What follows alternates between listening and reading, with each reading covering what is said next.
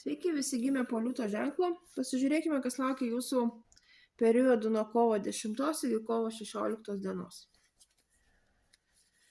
Savaitės perspektyvos, ko vengti ir patarimas jums.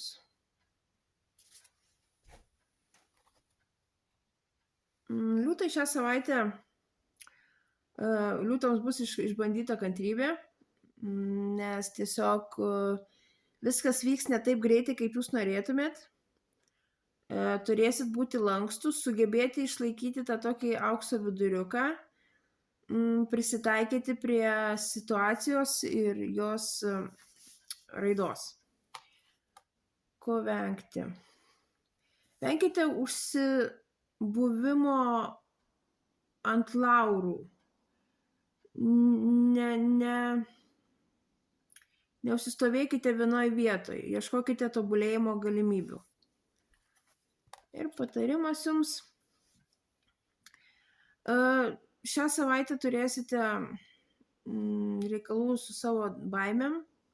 Dirbkite su jomis, nes jos jums tiesiog trukdo. Tos baimės yra nepagrįstos ir tiesiog reikalauja, kad su jomis būtų susitvarkyta ir jos būtų išspręstos.